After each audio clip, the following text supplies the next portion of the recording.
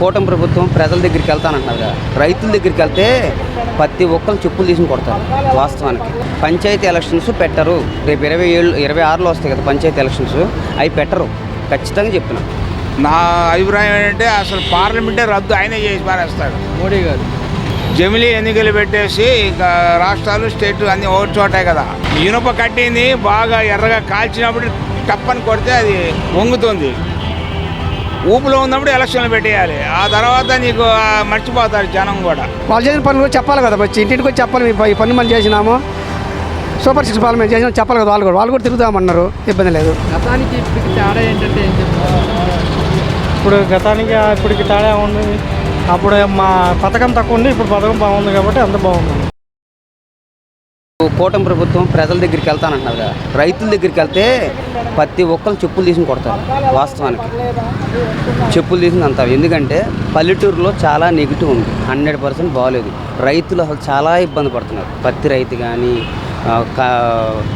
దీని పేరు మిర్చి రైతు కానీ, మామిడి రైతు కానీ, మామిడికాయలు అక్కడ ఎన్ని గుట్టలు పోస్తున్నారు రోడ్డు మీద.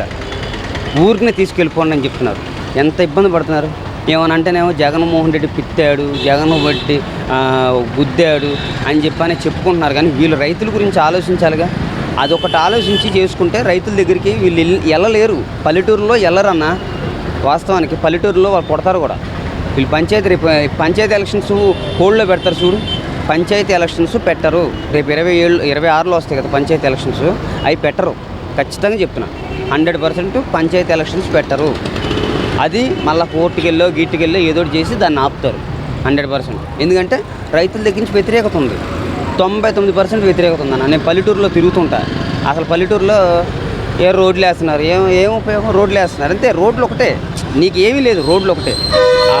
వార్డు సచివాలయం పోయిందని చాలామంది ఫీల్ అవుతున్నారు. వార్డు సచివాలయం వరకు వర్కులు చాలా జరిగాయి, అయ్యి పోయినాయి.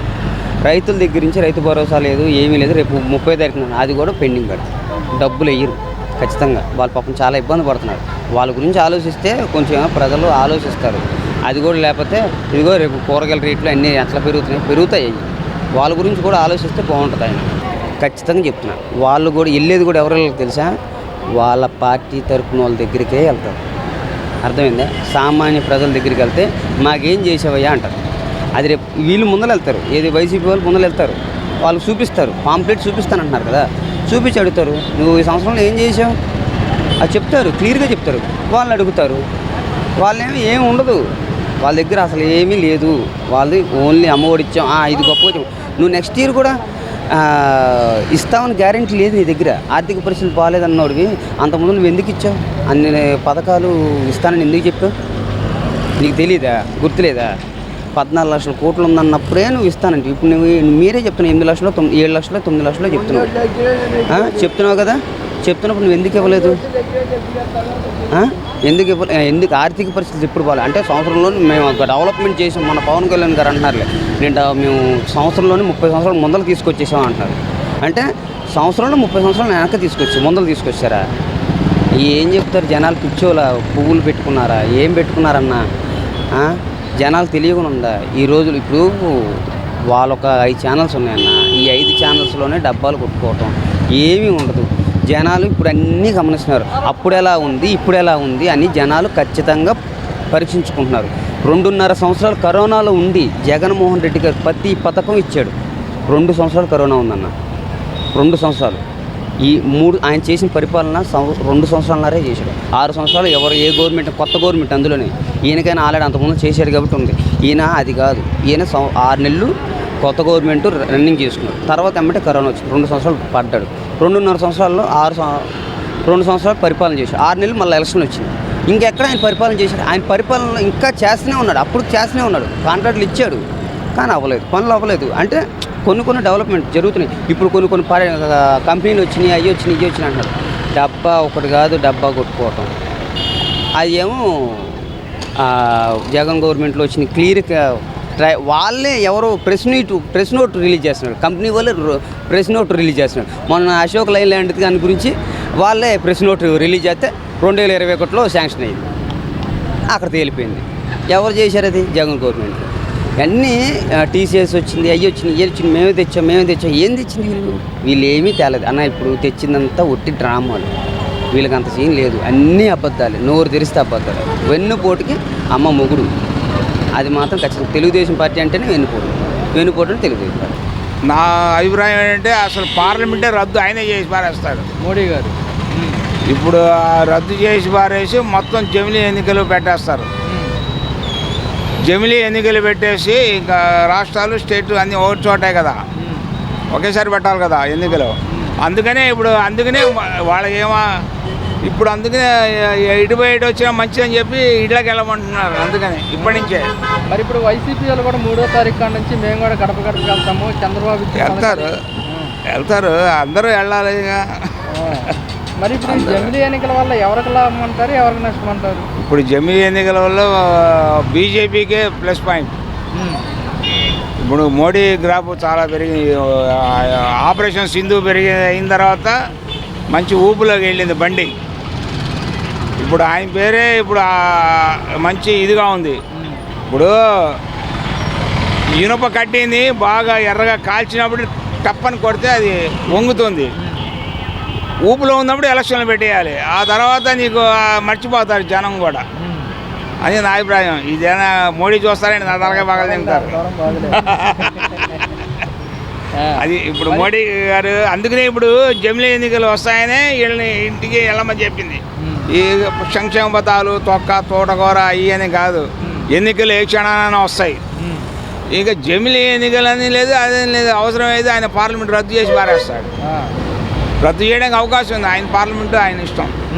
అది అదే జగన్ గారు కూడా ఇదే అంటున్నారు, జమిలీ ఎన్నికలు రావాలి, మళ్ళీ మేమే అధికారంలోకి వస్తామని చెప్పేసి. ఎవరు అధికారంలో వస్తామనేది తర్వాత సంగతి, పొత్తుని బట్టి ఉంటుంది అదంతా. అది మరి పవన్ కళ్యాణ్ గారు చూసుకుంటే మరి 15 ఏళ్ళు మేమే పొత్తులో ఉంటామంటున్నారు. అందరూ అంటారు. ఒకసారి ముఖ్యమంత్రి చేసిన తర్వాత ఇంకా దాని మీద ధ్యాస ఉండదు, శ్రద్ధ ఉండదు. ఈసారి వస్తుంది, లేదా ముఖ్యమంత్రి పోతే పోతుంది, ప్రధానమంత్రి మీద ఉంటుంది ధ్యాస అంతా. అయిపోయింది. ఒకసారి ఆయన ఏ చీఫ్ మినిస్టర్ చేయాలనుకున్నాడు, రాజకీయాల్లో వేయాలనుకున్నాడు, అయిపోయింది. ఈసారి శుభ్రంగా ఆయన ఎప్పుడైనా సినిమాలు చేసుకుంటాడు, ఏముంది. ఇది కాకపోతే ఇంకోటి సినిమాలు చేసుకుంటాడు. రాజకీయాలు ఉండాలని ఏముంది బొంగు, సినిమాలు ఆయన అభిమానులు వేలాది మంది ఉన్నారు. అది జగన్మోహన్ రెడ్డి మళ్ళీ ఇంటింటికి వస్తామని చెబుదాం అనుకుంటున్నారు. రండి వాళ్ళు చూద్దాం, వాళ్ళు కూడా చెప్పనండి, వాళ్ళు చెప్పిన మీద వీళ్ళు చెప్పిన మీద ఇప్పటికే ఇబ్బంది లేదు. కూడా ప్రభుత్వం బాగానే చేస్తుంది పరిపాలన. చెప్పాలి, వాళ్ళు చేసిన పని వాళ్ళు చేసిన పనులు కూడా చెప్పాలి కదా. వచ్చి ఇంటింటికి వచ్చి చెప్పాలి, ఈ పని మనం చేసినాము, సూపర్ 6 పాలన మేము చేసినాం చెప్పాలి కదా. వాళ్ళు కూడా తిరుగుతామన్నారు, ఇబ్బంది లేదు. కేంద్ర పరిపాలన ఇచ్చిన పథకాలు, రాయన పథకాల గురించి కూడా చెప్తాము. ఏమన్నా రాకపోతే కనుక సమస్య మార్పు ఉంటుందేమని. మార్పు ఎలాంటి మార్పు జరగదండి. ఎలా అనిపోతుంది? ఇప్పుడు 2 మాజీ ప్రభుత్వం, ఇప్పుడున్న ప్రభుత్వం కూడా పోటీగా గడప వస్తామన్నారు. తిరగనంటే తిరగాలి, ఇద్దరు తిరుగుతారు, వాళ్ళు తిరుగుతారు. ఇబ్బంది అనుకోవడం ప్రభుత్వం బాగా శుభ్రంగా పనిచేస్తుంది. బియ్యం కూడా బాగానే ఇస్తున్నారు, ఇబ్బంది లేదు. పింఛన్ కూడా బాగానే ఇస్తారు. పింఛన్ ఆదివారం, రేపు ఆదివారం వస్తున్నామంటే శనివారం ఇస్తుండే అక్కడ. ఎలా అనిపిస్తుంది? బాగుంది, ముందు కన్నా ఇప్పుడే బాగుంది. ఇంకా గతంలో కూడా పింఛన్ నెంబర్ 1, ఆయన కూడా నెంబర్ 1. పింఛన్ ఇబ్బంది లేదు. పింఛన్ కూడా జగన్ బాగానే ఇచ్చిండు, ఈయన కూడా బాగానే ఇస్తుంది. పింఛన్ ఇబ్బంది మామూలుగా వాళ్ళు ఈ రేషన్ బియ్యం పక్కదారులు పట్టించారు పోయినసారి. ఇప్పుడేమో డైరెక్ట్గా మనం ఇంటికి వెళ్ళి అడిగితే బియ్యం ఇస్తున్నారు. ఈ పద్ధతే బాగుంది. డీలర్ మేము పనికి పోయేసరికి రేపు పొద్దున వస్తాము అంటారా, మేము వచ్చేసరికి బియ్యం అమ్ముకునేది రాలేదు. మేము పనికి వెళ్తాము, మేము డోలీరు మీ కాడికి వచ్చినాము, మీరు లేరు, మేము టైం అయిపోయినా అదే ఇంకా ఆ బియ్యం అమ్ముకునేది. ఇప్పుడు అట్లా కాదు, 10 రోజులు చెప్పాడు, 15 తారీఖు వరకు బియ్యం అమ్మొస్తున్నాడు. కష్టపడి బియ్యం ఖచ్చితంగా 15 తారీఖు ఇస్తున్నారు. బియ్యం ఆపుతుంది, మా బియ్యం మాకు అట్నే ఉన్నాయి. మరి గతంలో చూసుకుంటే వాలంటీర్ వ్యవస్థ అనేది వ్యవస్థ ఉండేది. వాలంటీర్ వ్యవస్థలో బాగుంది. అప్పుడు ఇంటింటికి వచ్చేవాళ్ళు, ఇంటింటికి వచ్చి చెప్పేవాళ్ళు. మరి ఇప్పుడు వాలంటీర్ వ్యవస్థ లేదు కదా, ఎలా అనిపిస్తుంటారు? వీళ్ళు వాళ్ళే వస్తున్నారు కదా. వాళ్ళు ఇప్పుడు వాళ్ళే వస్తున్నారు కదా. వాళ్ళు ఒక సచివాలయంలో వచ్చేది ఇస్తున్నారు. వచ్చి కూటమి నేతలు కూడా ప్రతి గడపకు వచ్చి అంటే ఈ సంవత్సరం పరిపాలన ఎలా ఉంది, పథకాలు ఏమొచ్చాయని చెప్పేసి కూడా అడగడానికి వస్తున్నారు ప్రతి ఇంటికి. ఎలా అనిపిస్తుంది? బాగా కూటమి ప్రభుత్వం పనితీరు ఎలా అనిపిస్తుంది? బాగా పథకాలు బాగా తల్లిపోయినాయి, అమౌంట్ పడ్డాయా? పండి ఎంతమందికి పడ్డాయి?